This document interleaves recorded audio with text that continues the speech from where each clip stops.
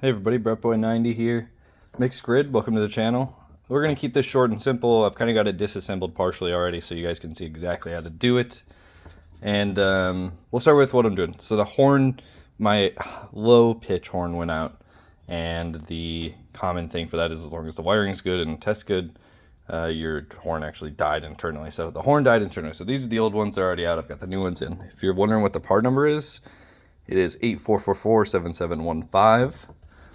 And this is for a 2020 gen of the Silverado. So what we need to do, I'm gonna zoom out here.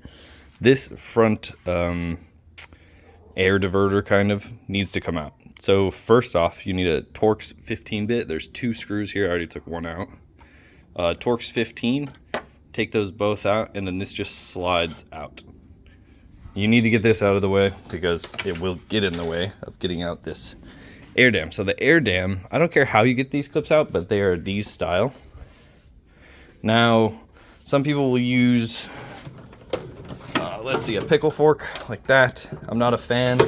I actually have a really nice plastic removal set. So I'd recommend, Amazon has this stuff. Pretty cheap, bunch of tools like that. That guy is the one you'll want. Makes it so you can slide in and pop these guys out like that, and then just pop them out, so that you don't destroy them and don't need to replace them. So there's a whole bunch of them that go all around this diverter. Okay, once you've got that off, all those clips out, this diverter comes straight up. It's real simple. Just grab the front, lift it right on out of there, set it up here. Now you'll see that has the tube into your intake duct, and you're gonna see all your cool radiators and everything in here. The horns are right here. Super easy to get to. I recommend a 10 mil. It's a 10 mil for these, but I recommend a ratchet wrench. However, you could get away with a short socket and a ratchet. So what you're gonna do first, actually do not take this guy off. This bracket will not come out because there's no clearance to the front air louvers. You don't wanna loosen this one. There's a nut on the back of that horn and a nut on the back of that horn. I guess first I would do this down here. You'll see, let's see if I can get it from the grill. Your horn right there, see that red little clip? You have to pry that red clip down towards the ground. It'll pop, and then that whole clip will slide out of the horn. So you got to get the wire disconnected first. So disconnect that one wire. These are shared wiring, so just the one harness.